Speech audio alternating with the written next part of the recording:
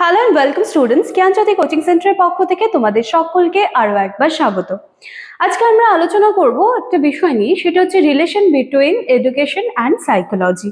ঠিক আছে, তো এই যে টপিকটা রয়েছে এটার থেকে বিস্তারিত আলোচনা করার চেষ্টা করব। আশা করছি কনসেপ্ট কিন্তু তোমাদের ক্লিয়ার হয়ে যাবে। ক্লাস বা আলোচনার বিষয় শুরু করার আগে এই জায়গাটা আমরা কিন্তু প্রত্যেক দিন আলোচনা করে থাকি। চলো এটা ছটপট দেখে নিচ্ছি, দেন একেবারে আমরা আলোচনার বিষয়ে চলে আসবো। বোর্ডের কর্নারে তোমরা দুটো কন্ট্যাক্ট নাম্বার দেখতে পাচ্ছ। নাম্বার দুটি হলো আমাদের জ্ঞানজ্যোতি কোচিং সেন্টারের অফিসিয়াল হেল্পলাইন নাম্বার। যে কোনো একটি নাম্বারে কল করে তোমরা কিন্তু সরাসরি আমাদের সাথে যোগাযোগ করে নিতে পারছো। ছোট্ট বিষয় একটা মনে রাখতে হবে, সোম থেকে শনিবারের মধ্যে অফিস আওয়ারে কিন্তু কল করতে হবে। এইবার আমরা চলে আসি কোর্স ফি স্ট্রাকচার নিয়ে, যেটা নিয়ে কিন্তু তোমাদের মধ্যে অনেক রকম কনফিউশন থাকে। দেখো এখানে একটু ভালো করে দেখলেই বুঝতে পারবে, ফর এন্টায়ার সেমিস্টার আর কি ফর মেজর স্টুডেন্টস। ঠিক আছে, তার মানে তোমরা যেই সেমিস্টারেই থাকো না কেন, তোমাদের যাদের মেজর রয়েছে, মেজর পেপারগুলো রয়েছে, তো সেই ক্ষেত্রে তোমাদের কোর্স ফি ধার্য করা হয়েছে 1199 টাকা, এবং যারা মাইনরে রয়েছে তোমাদের জন্য ধার্য করা হয়েছে মাত্র 699 টাকা। এই যে ভীষণ স্বল্প মূল্য, তোমাদের কথা মাথায় রেখেই কিন্তু আমরা এটা ধার্য করেছি। দেখো এর বিনিময়ে কিন্তু তোমরা live classes, high quality notes, recorded classes এবং 100% কমন সাজেশন, এগুলো সমস্তটাই কিন্তু পেয়ে যাচ্ছ। তোমরা যারা চাইছো আমাদের সাথে যোগাযোগ করতে, যে কোনো একটি নাম্বারে কল করে কিন্তু আমাদের সাথে যোগাযোগ করে নিতে পারো। চলো এবার চলে আসি আমরা আলোচনার বিষয়। দেখো তাহলে রিলেশন বিটুইন এডুকেশন আর সাইকোলজি কি আছে বিষয়টা দেখো তো। বলছে এক সেকেন্ড, দেখো শিক্ষা মনোবিজ্ঞানের যে সম্পর্কটা সেটা সুস্পষ্ট করতে পারলেই শিক্ষা মনোবিজ্ঞানের যে সংজ্ঞা রয়েছে সেটা কিন্তু বোধগম্য হবে। শিক্ষার সঙ্গে মনোবিজ্ঞানের যে সম্পর্ক সেটা কিন্তু বরাবর থেকেই, মানে সেটাকে আলাদা করতে আমরা পারি না, সেটা বরাবর থেকেই সম্পর্কটা কিন্তু অবিচ্ছেদ্য একটা সম্পর্ক। শিক্ষা যেখানে দেখো জ্ঞান ও আচরণের আয়ত্তীকরণ, মনোবিজ্ঞান কি করে সেই আচরণের প্রকৃতি, গতি ও সংগঠনের বিশ্লেষণ ও সংব্যাখ্যান করে। দেখো দুটো জিনিস এখানে বোঝার বিষয় রয়েছে। ঠিক আছে, এক হাতে এডুকেশন রয়েছে, এক হাতে সাইকোলজি রয়েছে। এবার এই দুটো একসাথে কি করে কাজ করছে এবং এই দুটো একসাথে কি করে একে অপরের উপরে নির্ভর করে আছে, দেখো এই জায়গাটা কি বলছে এখানে।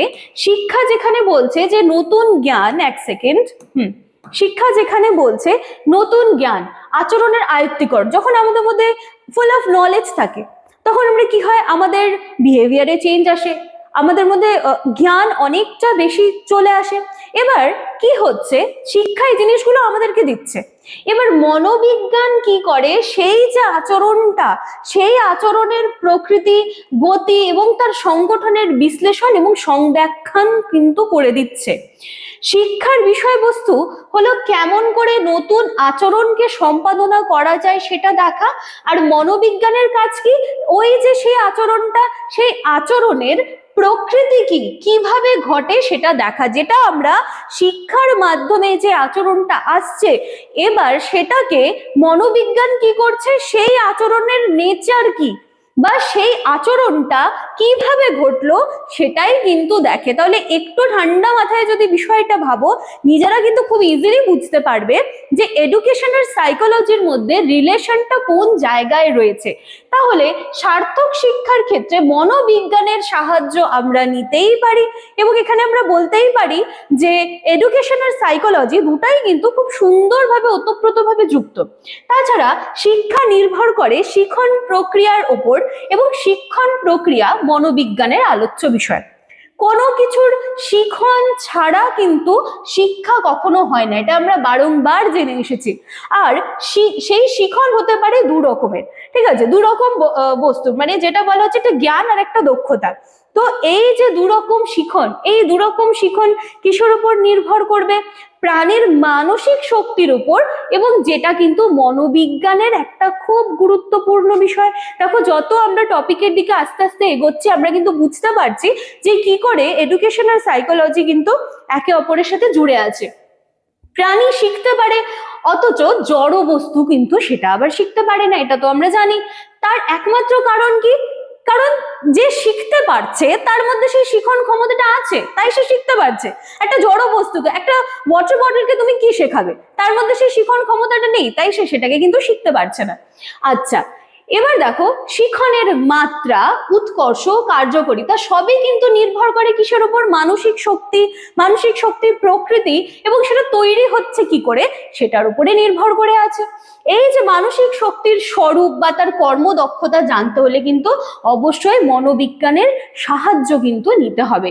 তাছাড়া শিখন বিশেষভাবে মনোবিজ্ঞানের আলোচিত প্রত্যক্ষণ বলো, চিন্তন বলো বা এই যে মনে রাখা ইত্যাদি মানসিক প্রক্রিয়াগুলোর উপরেই কিন্তু নির্ভর করে থাকে। এবং এগুলো কিভাবে সংগঠিত হয়, এগুলোর ক্যারেক্টারিস্টিক্স কি রয়েছে এবং সেটা জানা সার্থক শিখনের জন্য কিন্তু একান্ত প্রয়োজন। তাহলে এখানে কিন্তু আমরা দেখতে পাচ্ছি যে মনোবিজ্ঞানের একটা গুরুত্বপূর্ণ ভূমিকা রয়েছে। শিখন হতে গেলে যেই বিষয়গুলো খুব ভূমিকা রয়েছে বা যে বিষয়গুলোর একটা ভূমিকা রয়েছে সেই ক্ষেত্রেও কিন্তু আমরা মনোবিজ্ঞানের একটা রোল কিন্তু এখানটায় দেখতেই পাচ্ছি। ঠিক আছে, দেখো যেমন মনোবিজ্ঞানের আলোচিত প্রবৃত্তি, প্রক্ষোভ, আগ্রহ, মনোভাব ইত্যাদি মানসিক বৈশিষ্ট্যগুলো শিক্ষার্থীর শিক্ষাকে বিশেষভাবে নিয়ন্ত্রণ করে থাকে। তাহলে এবার দেখো কি বলছে, মনোবিজ্ঞানের আলোচিত প্রবৃত্তি যেমন হচ্ছে কোনো একটা বিষয় সম্পর্কে প্রক্ষোভ। ঠিক আছে, কোনো একটা বিষয় সম্পর্কে তুমি জানতে চাইছো, তোমার মধ্যে যদি আগ্রহটা তৈরি না হয় তুমি কিভাবে জানবে? বা তোমার মধ্যে যদি সেই অ্যাটিটিউডটা না থাকে, অবশ্যই পজিটিভ অ্যাটিটিউড যদি না থাকে, তাহলে তুমি শিখবে কি করে বা তোমার শিখনটাই বা কমপ্লিট হবে কি করে? তাই তো। তো এই যে মানসিক বৈশিষ্ট্যগুলো, এগুলো কিন্তু আমরা দেখতে পাচ্ছি যে পড়াশোনার ক্ষেত্রে শিক্ষার্থীর শিক্ষাকে তাহলে কতটা বেশি কিন্তু প্রভাবিত করছে। তাহলে এই যে সম্পর্কগুলো, এগুলি সম্পর্কেও শিক্ষকের ঘনিষ্ঠ জ্ঞান থাকা প্রয়োজন। এইবারে দেখো, এতক্ষণ ধরে আমরা আলোচনা করছিলাম কোন বিষয়টা নিয়ে, যে এডুকেশন আর সাইকোলজি কি করে একে অপরের সাথে সম্পর্কযুক্ত। দেন এখানে আলোচনার পরে এই জায়গাটা এসে আমরা বুঝলাম যে আচ্ছা, শিক্ষার ক্ষেত্রে কিন্তু মনোবিজ্ঞানের কিছু আলোচিত কিছু প্রবৃত্তি রয়েছে যেটা কিন্তু শিক্ষার ক্ষেত্রে খুব ইম্পর্টেন্ট। সেগুলো কি কি জানলাম আমরা? প্রক্ষোভ জানলাম, আগ্রহ জানলাম, আর কি জানলাম? অ্যাটিটিউড জানলাম। ক্লিয়ার? এইগুলো না থাকলে কিন্তু আমরা ঠিকভাবে শিখতে পারবো না বা শিখনটা কিন্তু কমপ্লিট হবে না। এইবার অন্য আরেকটা জায়গা দেখো, এখন কি বলা হচ্ছে, এইগুলো সম্পর্কে কিন্তু যিনি পড়াচ্ছেন শিক্ষকের কিন্তু এই সমস্ত বিষয় সম্পর্কে একটু নলেজ থাকা প্রয়োজন। অর্থাৎ শিক্ষার্থীকে তার বিভিন্ন শক্তি, শিক্ষার্থীর চাহিদা কি রয়েছে, তার নিডস গুলো কি, সে কি করে শিখতে চায়, তার অভিরুচি, তার ইন্টারেস্ট কি রয়েছে, এই যে এই সমস্ত নিয়ে কিন্তু টিচারকেও সমস্ত দিকটা জানতে হবে। যেইভাবে স্টুডেন্ট শিখতে চায় তার রুচি, আগ্রহ, সামর্থ্য অনুযায়ী তাকে কিন্তু সেভাবেই শেখাতে হবে। ক্লিয়ার? তো এক কথায় শিক্ষার বিভিন্ন ক্ষেত্রে কিন্তু মনোবিজ্ঞানকে আমরা প্রয়োগ করছি। আচ্ছা, এই যে সমস্ত কারণে বিংশ শতাব্দীর শুরু থেকে শিক্ষাবিদেরা শিক্ষার বিভিন্ন সমস্যার সমাধান, শিক্ষার উৎকর্ষ, কার্যকারিতা ইত্যাদি সম্পর্কে দেখা যাচ্ছে যে নিত্য নতুন ইনফরমেশন কিন্তু তারা সংগ্রহ করার জন্য কার হেল্প নিচ্ছে?